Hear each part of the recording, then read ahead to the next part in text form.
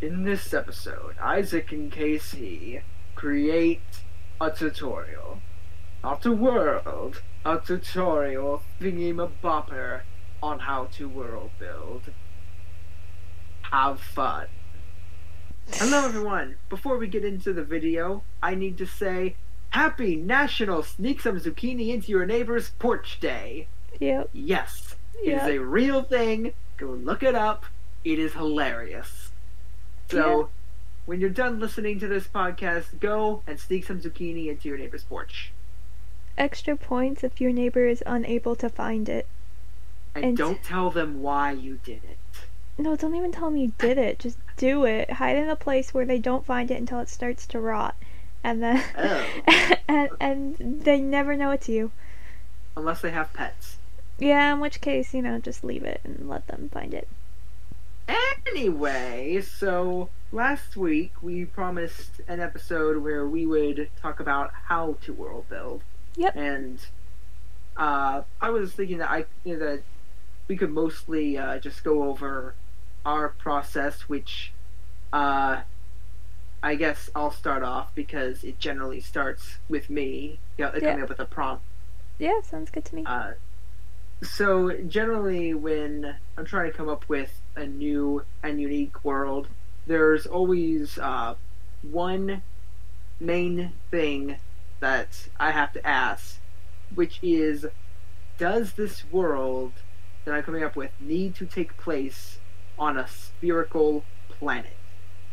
That's you can where have you it on a start. spherical planet. That happens a lot, but that is always like the number one question that I ask. It's like, can I do something else creative with this? Can I make it, say, a bunch of spaghetti-like rocks floating through space and intertwining with each other?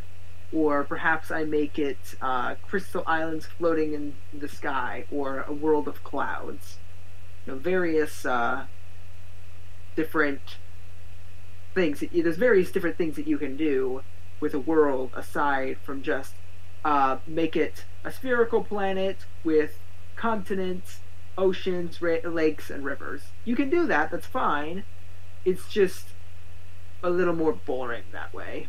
I mean, I don't think it's necessarily boring depending on what you do with it. I find it that, I don't know why, but that seems like such a strange thing to start with, is like, what type of world do I want? But then again, I guess mine's kind of similar in that I always start with how expansive is the world I need to create, because I do a lot of short stories, in which case I don't need to go past this one person and this little point of view and this little snapshot of life. But then again, I also have series that I'm working on, which are entire an entire planet is one of them, with different cultures that all intermingle, and I have different main characters from each part of the country, so I have that. Or I have like historical fiction I'm working on, which is very this time period in our world, and I gotta get it right or else I lose all my credibility, and that's not a good thing. So credibility that's is something you want to have. Yeah, for historical fiction at least. So the second thing that I start off with, this is sort of a thing where this could come before or it could come after. Actually, let me rephrase that. This is the sort of thing where this might be the first thing that I just start off with my world. Is I don't so much say, does it need to be on a planet as my first question when I'm world building. That's just sort of a thing that I always have in my mind whenever I'm world building. This is the sort of thing that can come in during any point in the world building process, but that is just like the main thing that I always keep in mind. Generally, where I start with the world building is I see something usually that will inspire some kind of world building idea. Now, for me, it can literally be anything. Like, you can look around the room and come up with stuff. For example, I'm looking around the room and I say, what about a world with plasma penguins? Because I see a lightsaber and a stuffed penguin. And they walk around on shifting rectangular platforms that are flying through the air. Yeah. That's a bad example because I was only giving like the stuff that was laying around. But usually, I'll give you an example with the worlds that we've actually created. For example, I I saw a picture of a waterfall. It was like just a mountainous thing with water going down, a giant pillar like waterfall. And I looked at that and I said, "Huh, well that's pretty cool." And then from there, I started thinking, what if this was the entire world? What if we had this be like maybe the center of the world, and around it was all water? And then from there, I just take that idea and I build on it. I say, okay, well, if the water is going down the mountain, well, then how does the water get back to the top of the mountain to keep the waterfall going? And then what kind of life lives in the water? Is there anything that lives inside the mountain, inside the rocks? And so basically what you do is you come up with ideas like this, and then you just extrapolate them. You just build on them. You basically have one idea that leads to another. And also, they don't have to be like as mental or crazy as, especially the worlds we do. We take things to extreme on the world builder because we strive to create really unique and innovative worlds. But like at the same time, this idea also works in our like more realistic worlds, like more human like. Having this idea. So, for example, a short story I wrote. So it started with something happening at a place I used to work at, where this guy came in dressed in full camo, pushing a hot pink dog carriage. Inside was a chihuahua that looked like she owned the world, and what he was buying was baby clothes. So I had that, and then from that I'm like, okay, so why does he have this dog? Why the heck is he in hunting gear? Why is he buying baby clothes? And so when it comes to more like realistic thing, you see something and then you start asking questions like, okay, why is that? What could be the reason? And then from that, I built this whole story of a guy who, his wife wanted to have kids, but he wasn't sure. And as a lot of guys, surprisingly, a lot of men apparently do, he went out and he ended up buying a dog for her instead. But while he was walking around the store, he changed his mind and decided, you know what, I want the dog and the kids. And so he surprise his wife, he was gonna buy baby clothes, and I did like a whole story thing based off of that. So this system doesn't just for crazy worlds; it also works for just snippets of real life, being able to just expand from that first initial image or idea. I'd say that one of the things that you can do with this is just writing in general, not just world building. But writing in general, one of the things that you want to do is you want to actually raise questions for the audience. And so they'll look at something and be like, whoa, wait, what kind of a person is this who is wearing camo and pushing around a pink... hot pink. It was a hot pink dog carriage. Yeah, it hot was pink so dog bizarre. Carriage. Like, it's like, this is such an odd color clash, but why is this happening? And he's buying baby clothes. Oh, so he's having a baby?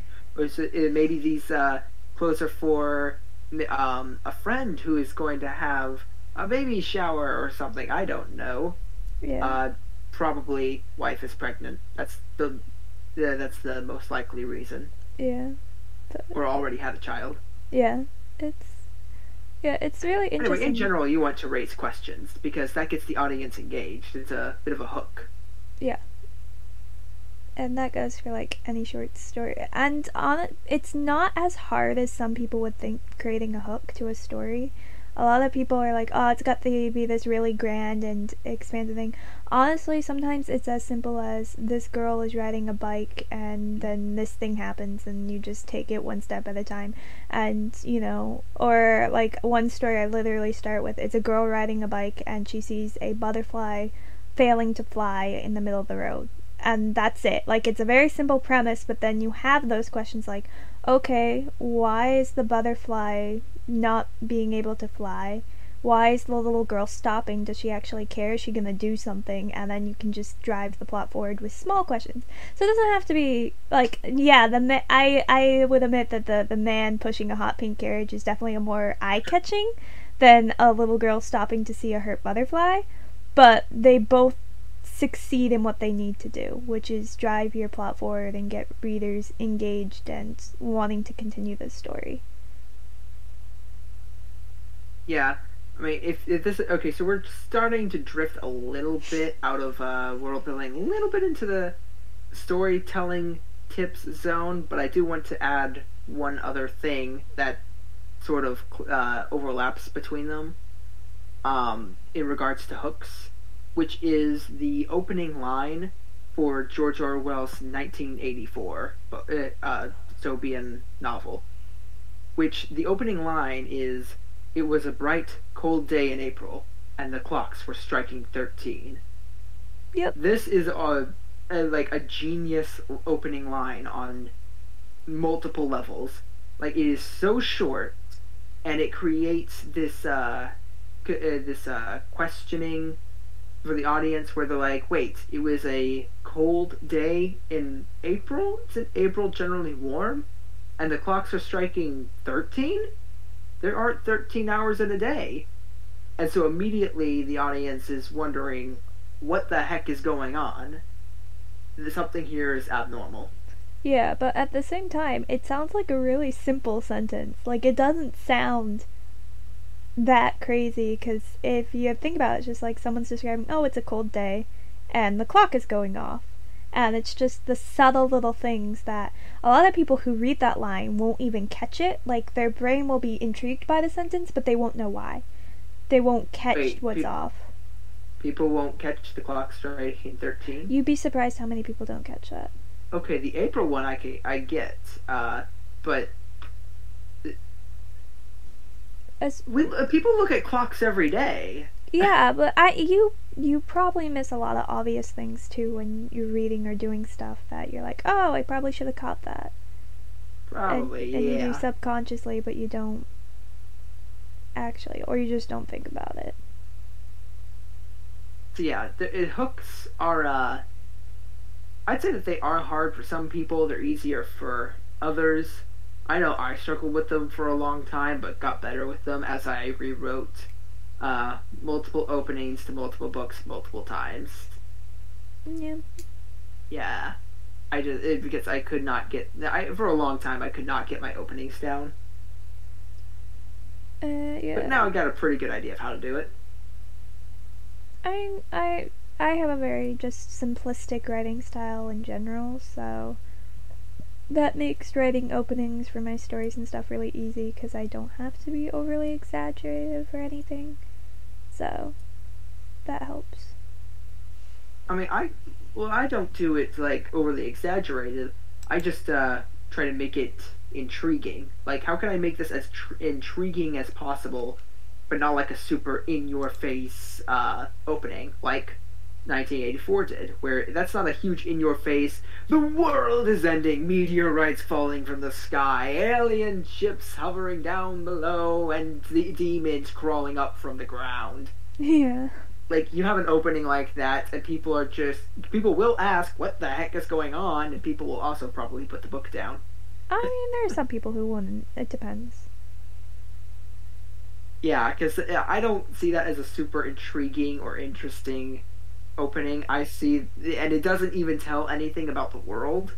Again, going back to 1984, the opening line does actually tell the audience a bit about the world building, which is something went wrong here. It's like we're in some kind of dystopia where the April is now cold, and the at least one extra number has been added to the clock. Yeah, and it also kind of tells you that, yeah, you're still on Earth, because they're using terms that suggest that it's still like clocks. And April, like April's still a month, and you're like, oh, that's human time. Clocks are a human tool, so that also helps. I mean, the title also really helps with that too, like, because it's a Yeah, it's timeline a that, day. we are very familiar with the use Yeah, it's of. a year. Yep. Yeah. You can put in some world building, and even in just the hook of your book, your screenplay, or whatever it is you're doing.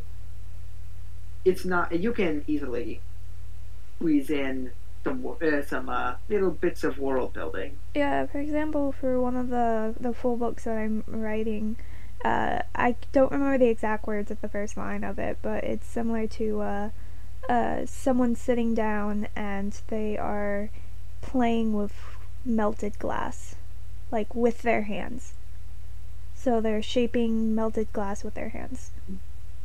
Ah, yes, this is a good example because again, going similar to the way 1984 does it, you're raising questions like, wait, melted glass?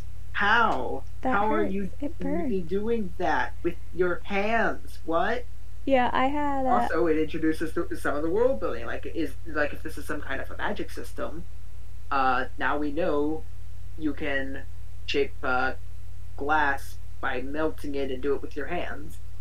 Yeah, I had a when I was doing my story. I wrote this for college, or at least the first chapter of it for class, and everyone got to read it. And I looked at it as like one person's like, "Yeah, I had a mini heart attack when I read that line." I'm like, "Who is letting a child work with melted glass? What the heck? That thing's like boiling hot." She's like, "But then I realized that like it wasn't, and that she was fine." But she's like, "I had a moment of mother instinct of like, who's letting this kid do this?" It's like, Yeah, I mean, well, your initial reaction to that is danger. My initial reaction to that is, ooh, let me try. you wanna play with melted glass? Well, I've played with fireballs and flaming brake cleaner and setting a lake on fire, and there's been a bunch of fun stuff I've done. Sounds All like totally it. legal. Just so you guys know, legal and mostly safe. Yeah, sure. If you say so. Setting a lake on fire sounds neither legal or safe. It wasn't actually like setting the lake. It wasn't actually like pouring oil into the lake. Maybe you should cut this part out. No, no, no. I think it's an interesting. We can move on. I won't cut it out, but we can move Let's on. move on. Yeah, Ron. yeah. Okay, what's I'm trying to think like in my own personal like what's something that's really big about world building. I think for me the most important part are the people or the intelligent life is for better terms that's living into the world. It's always kind of the first thing I always do. I always start with people. I know a lot of people don't. Like they'd rather start with the world and then build the people around it. I tend to start with character and then build my world around the characters just cuz I enjoy the character building. And then while I'm building the character and the world's falling, the world building starts to feel just like character building and just an extension of it, which to me is more enjoyable to write than anything else. So going back to that book story, I thought the glass carving came because I knew what my main character, I wanted her to be really passionate about something she was really bad at. So, and then I was thinking of like pottery and stuff, was like, oh, that's really boring. So, pottery's not that unique. A lot of people do pottery, and I'm like, oh, what about glass blowing and stuff, which is something I've always wanted to do. So, it's like a personal thing. And I'm like, okay, but how do I get a little kid to be able to practice? And I'm like, okay, now the glass is safe to handle barehanded when it's melted and stuff, and it reacts differently. And, I was able to build from that. And then from my character, who I wanted this skill thing, I had this really huge world building. And then from that glass blowing, like, I built an entire civilization. So. Yeah, I will say, take everything that we say as more of a rough guideline than you must do this way. Like, but that's how all writing is. Like, just take everything as sort of a guideline or tip or suggestion, and not an actual rule that you where it's you must do X or your world will fail. Yeah. Because every person's writing style is different. Like, I took a writing program and hated every second of it because the person's like, this is how you write a perfect book. And this example book was absolute trash. So I did not bode well for the thing in general. And he's like, this, you have to do this, you have to have this, you have to have this, you have to have this has to happen at this point, at this point. I'm like, you can't make a book a formula. Formulas appear and like uh, archetypes. One thing my professor taught me of creative writing when I took advanced fiction was when talking about my main character of this book, my glass blowing book. He's like, you have she's an archetype. She fits like a stereotypical character. She fits the dreamer. She's the perfect example of the dreamer. But he's also said like the difference between yours though and a lot of it being just a stereotype and being an archetype is that yours feels real. So a stereotype, you look at it, it's like its character is very flat. This is what it is. And he looks at my character and he's like, yours isn't just a dreamer. She's a lot of other things and she feels very real. Which makes her an archetype of the dreamer stereotype. So you want the archetype, not the stereotype. Archetype is a good version of it. The stereotype means that your character fell flat. Yeah, and again, just take everything as a suggestion. Everything that we say here, because like if you look at how Cassie and I write, and you compare them, we write in two very, very different ways and have different ways of going about it, but we still at the same time understand like the base rules and like understanding of how writing should be done. We both know what makes for a good character, what makes for an interesting world, what makes for interesting conflict. We just go about it differently. Yeah, because there are basics to world building. Things like you want things that make the world interesting. Like you don't want it to be boring. You want things that pique people's interest. You want your reader to constantly be engaged. You want your characters to be interesting and complex and not flat. And yeah, but the way to get to those end goals of yours are different for every person. Because I believe you, Isaac, you prefer actually the world building versus character building, or at least starting with the world and putting characters in it. Yeah. Versus me who does character. Yeah, go ahead, explain it.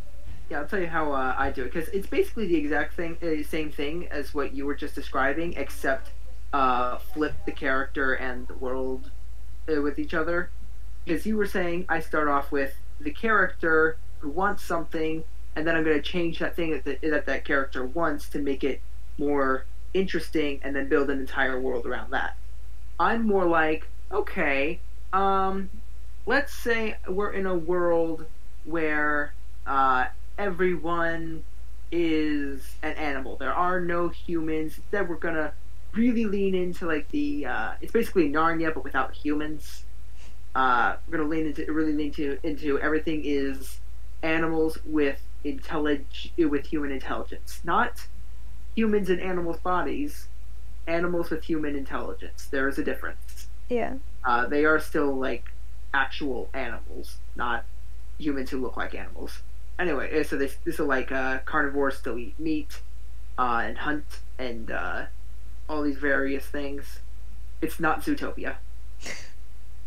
And so I'll say, okay, I'll take this world, and where can I go with this? Oh, what other interesting elements can I throw in there? Oh, what if I threw in? I'm trying to give some ideas and stuff that wouldn't reveal too much of the world that I'm working on.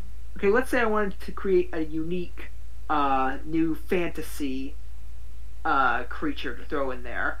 Let's say I wanted a creature that could that had a unique connection with plant life. Maybe this new creature is part tree.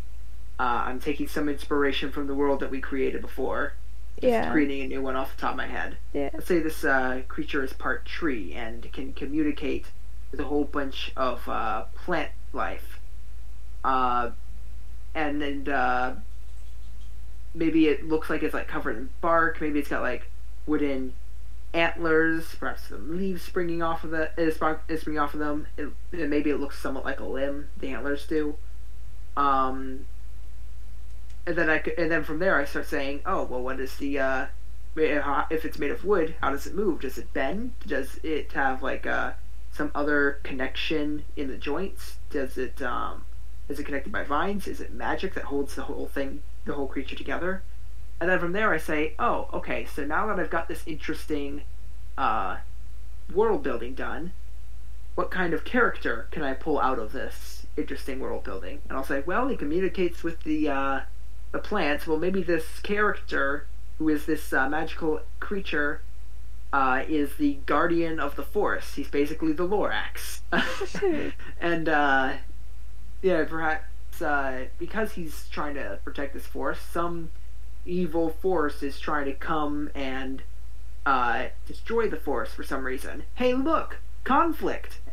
And then from there, you can just keep on building the story, and also in the process, the world building and the character.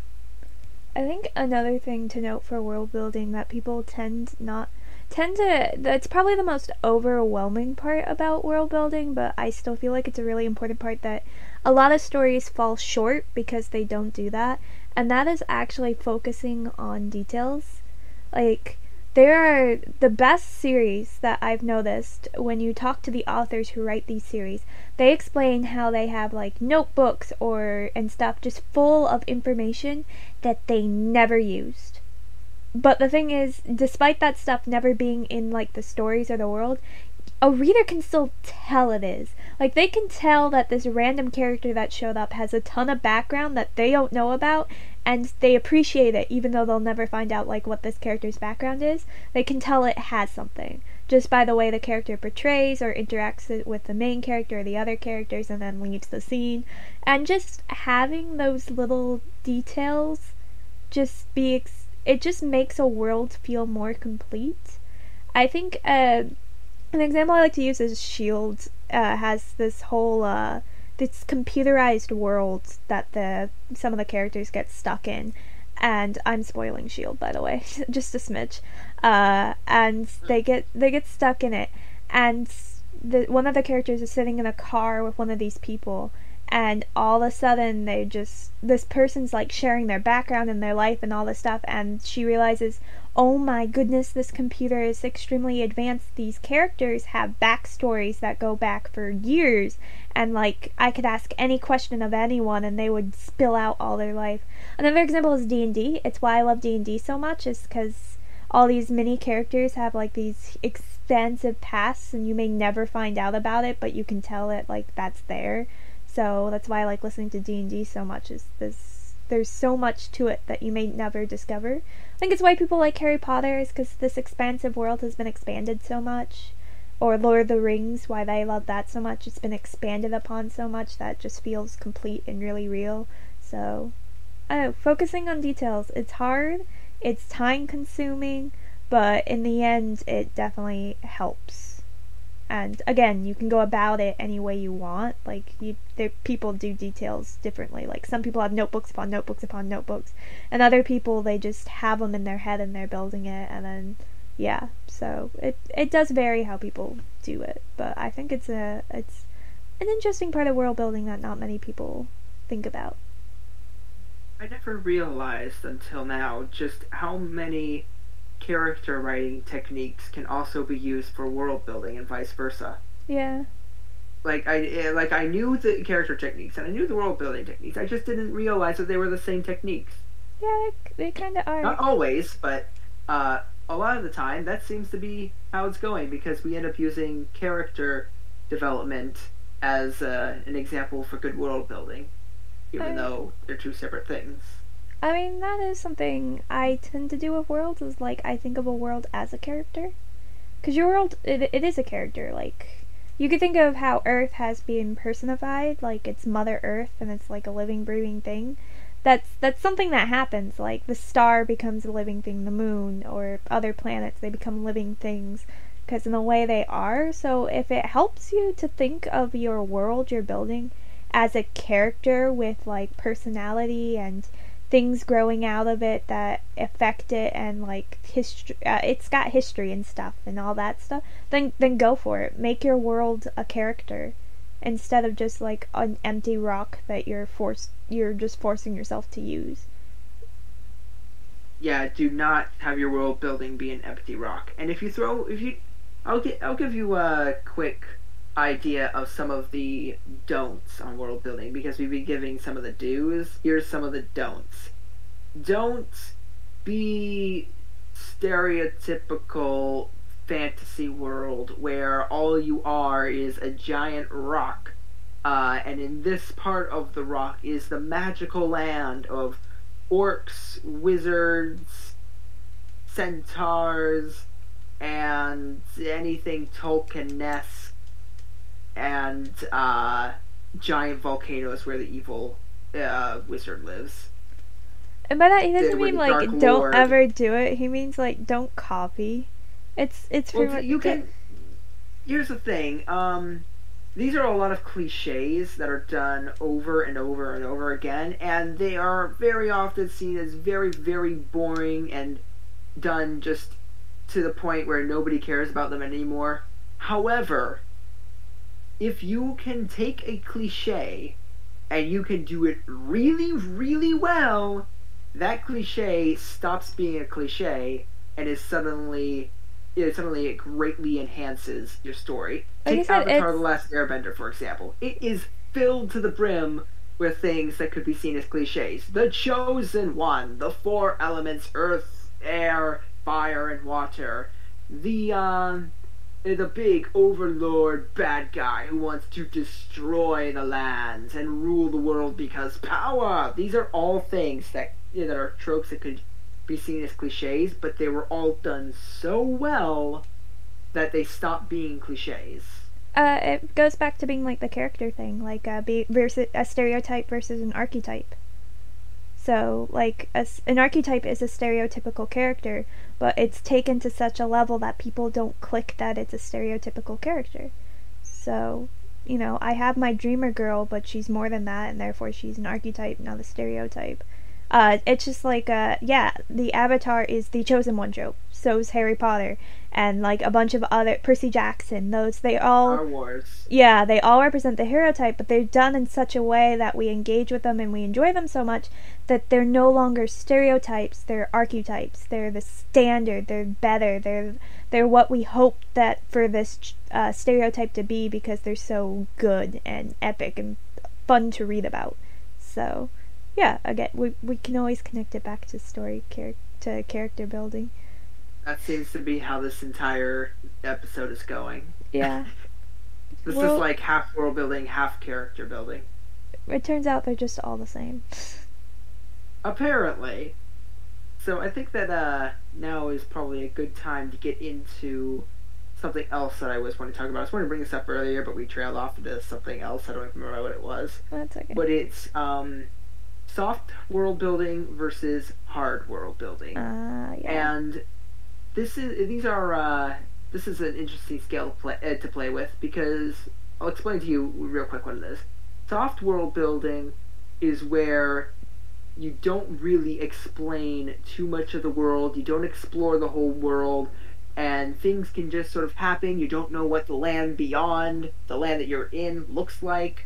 You might not know how the magic works. You might not know where the locations of where characters came from. You might be told, oh, we came from this land of elves where there's a great war going on. Oh, well, tell me more about this war. No. We'll leave it up to the imagination. We might hint at it a little bit more. Oh, okay. That's basically soft world building. And then there's hard world building where it's, okay, here's your map, here's all of the locations, here's exactly how the magic works. Here is how long it takes to get from point A to point B. Here is the every single type of mineral and item that exists in the world. Here are all of the cultures. Basically, one tells you everything about the world. the other tells you very little about the world and leaves it a mystery into the imagination. I think Now, the common example though too is just because they're friends and I like to compare them as Narnia versus Lord of the Rings. yeah, Lord of the Rings is about as hard world building as you can possibly get. Narnia, every time there's a new book, you're exploring more and more of the world. Yeah, Like but every it's time there's a new still book, you see more. but the way it works, it's still very soft world building. Like it's example of like it's about like the amount I like to do is about Narnia's level personally, but it still I think falls in the soft world building in the sense that we just get Narnia. There's all these islands and other areas that interact, but you only get them if they matter to the plot. If it doesn't matter to the plot, you don't get it, type thing. So is how that works and stuff. So Exactly. Now there is something I want to talk about with this, and a really good example I want to pull up. Um, a lot of the time you will have hard world building, and that has the advantage of the reader can understand the world and better place themselves in the world, come up with creative solutions to problems, uh, and oftentimes it makes the world feel more real to have it more uh, built and have it built so in depth. Whereas soft world building has the advantage of leaving everything to the imagination, where we're left in this sense of wonder about the world. Oh, what could this be? Oh, where could this place be? What is this place like? How exactly does this item work? What is this interesting ancient history I've heard about? Now, I'd say that sometimes it's good to have a mix where you leave some things to the imagination and other things are solid hard world building. And the really good example I want to pull up is once again Avatar: The Last Airbender. Now goodness. this is somewhat you're going to have to ignore the Legend of Korra for this example because the Legend of Korra somewhat breaks this with the world building, which is um, Avatar: The Last Airbender has extremely hard, solid world building, where you could look at it at The Last Airbender and tear it apart more and more to the point where you realize they don't just have a magic system. They've got an economy. They've got so many different small locations within the bigger locations. They don't just have your four nations. They have little colonies within those nations and cities within those nations, and they have here they have an extensive history. They have ways of how they got from one point to another. They have the origin of islands, like Kyoshi Island. Uh, there's a lot of hard world building, but Avatar: The Last Airbender also has the spirit world, which this is where you have to ignore Legend of Korra for this part, where the spirit world was left as extremely soft world building, where it leaves us with a sense of wonder, and we don't know what could happen in the spirit world. Seemingly anything can happen. This is a place where your face can get stolen. That's something we've never seen before. That doesn't line up with the usual magic system of bending that they have. This is a place where everything aesthetically just looks kind of odd, and it changes depending on where you go. It's kind of unclear at first how to get into and out of the spirit world, and the more we explore it, the more we realize there's many different ways to get into and out of the spirit world, and we don't necessarily know what they all are. So the spirit world is left as this big mystery. We don't know much about it, whereas your normal world, I don't know what to call it, so the overworld, I guess. Mm. What do you call it? I guess the Mainland. normal, yeah, the mainland, the main world. They have a That proper is very name for it. hard I world just don't building. remember what it is. We'll call it the world. The world. It's the spirit world and just the world. Nice. So the world has very hard world building, but the spirit world is left extremely soft, and they complement each other so well. Because Avatar did everything about as close to perfect as you can possibly get. Yeah. Even making fun of itself was done perfectly. What? Even making fun of itself was done perfectly.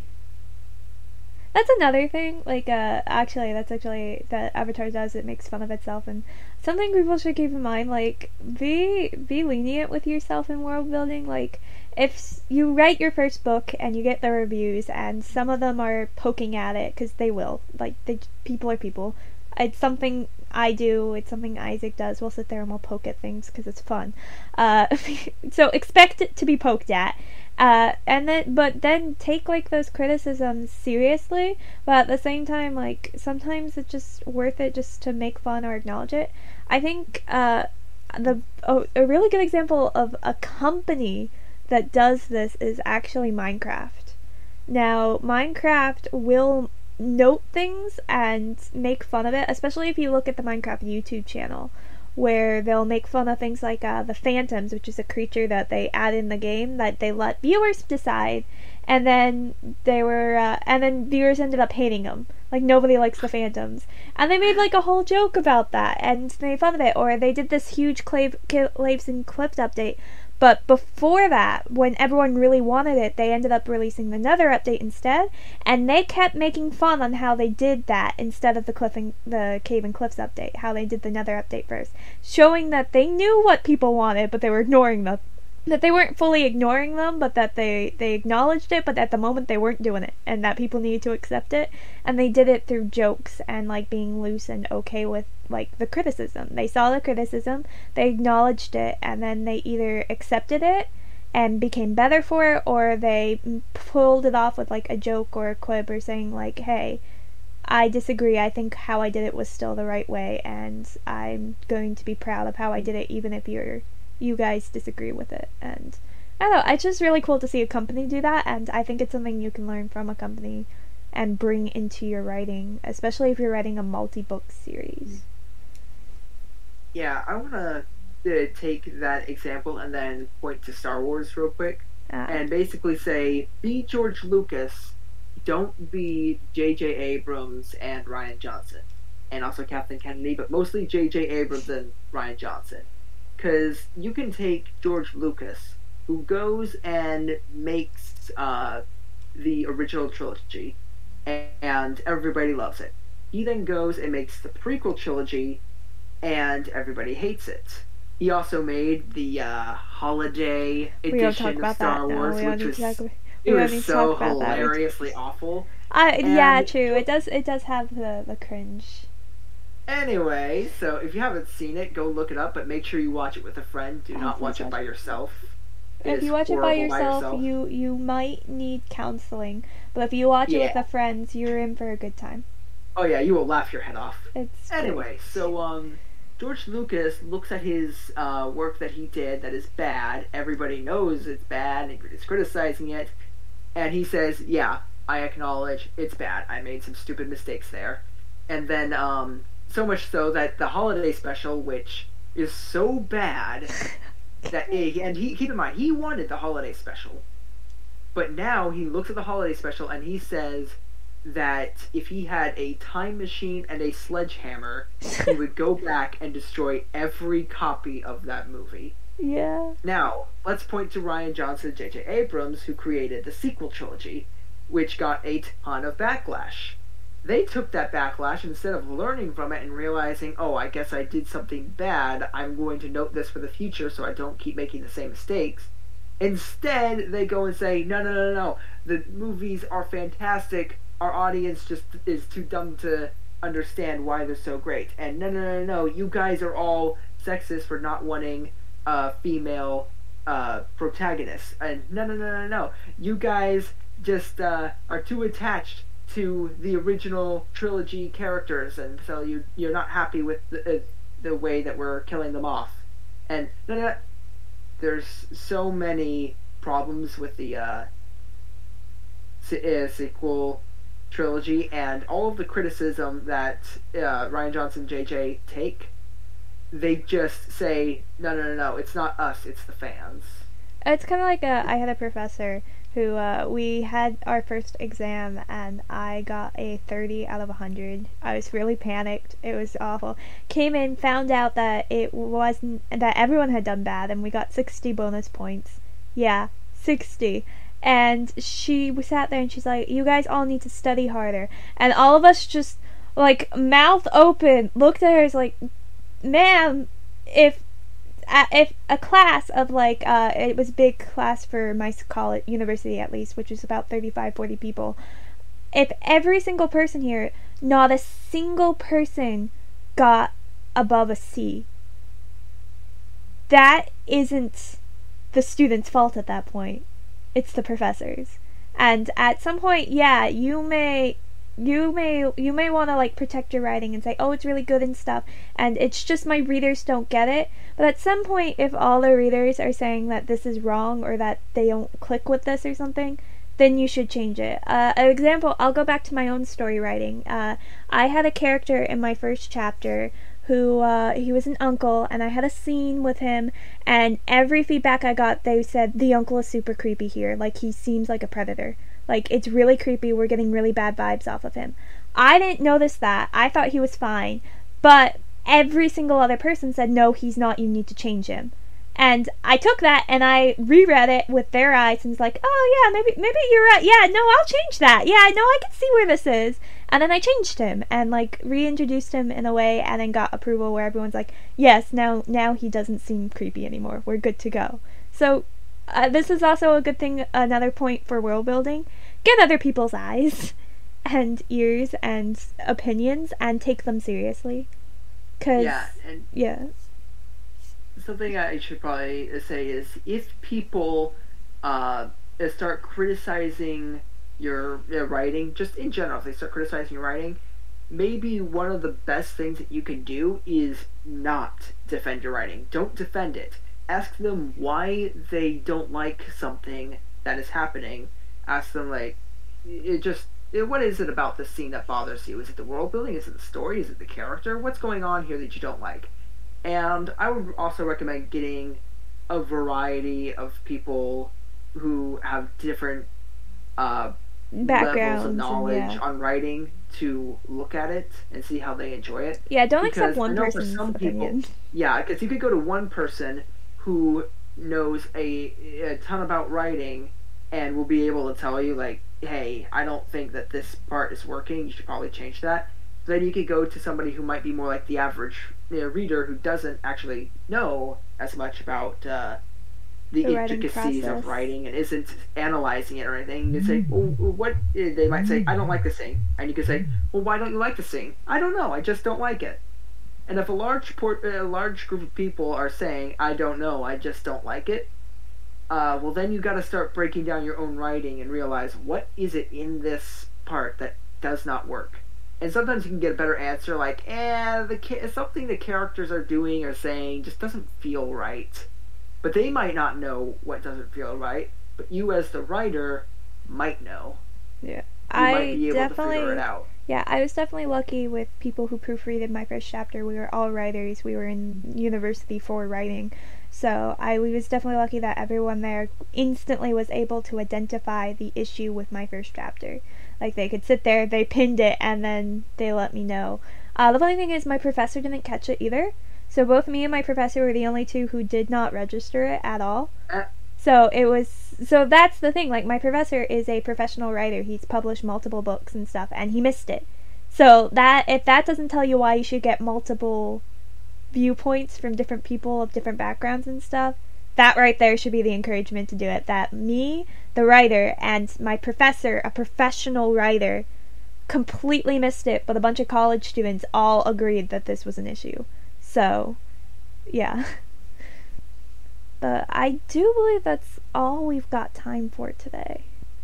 Yeah, so we're going to continue doing episodes on how to world build in the future. Yeah, we're going to be doing them once a month. So. But this one was just sort of a basic, get an understanding as to how to start off with your world building. And the next episodes that we're going to be doing this is going to be more in-depth on specific topics. For example, we might have an episode where we purely focus on how to world build cultures, or we will focus on how to do soft world building properly, or how to do hard world building properly. probably, And or a actually, magic system. I think an interesting one to do for our next one, so next month, would actually be talking more about that starter sentence and that hook and what you can do with the hook and like how you can build an entire world off of it, or just simply engage your characters with it, because I feel like it's not something a lot of people talk about, let alone dedicate a 30-minute to an hour podcast of, but I feel like we could talk about it for that long pretty easily. So Didn't we just do that? we talked about it Like, for a not the bit. entire podcast, but Yeah, so I think we can expand on it. And I'll let you prepare for that one, because I'm not entirely sure where all to go with it. yeah, I can do that. I'll have an outline of topics and questions we can go through. So that's what we'll do next, and I'll let you pick the next topic, and we'll just go back and forth picking the topics. Okay. Since you did technically pick this one. Yeah.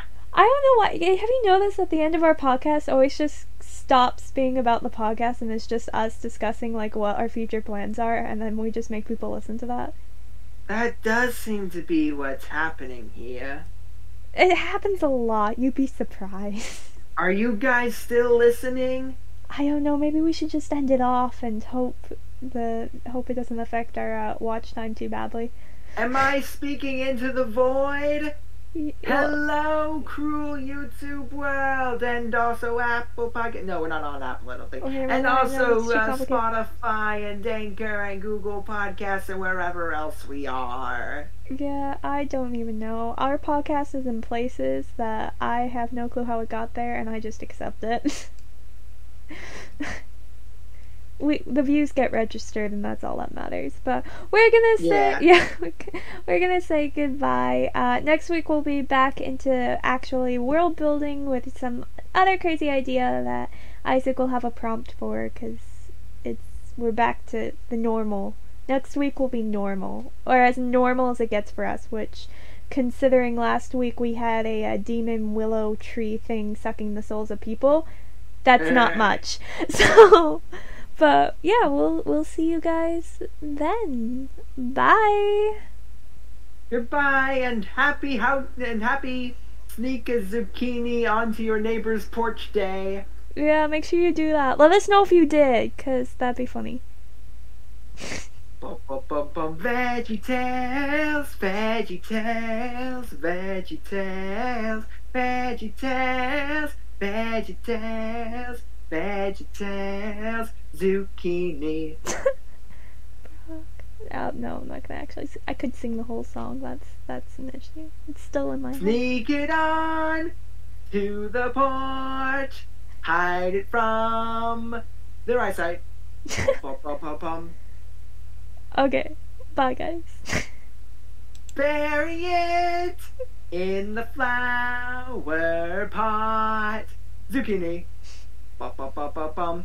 Yeah, This is a tutorial on how to tell you how to do. No, I'm messing up. Let's end it now. I don't know where I'm going with this.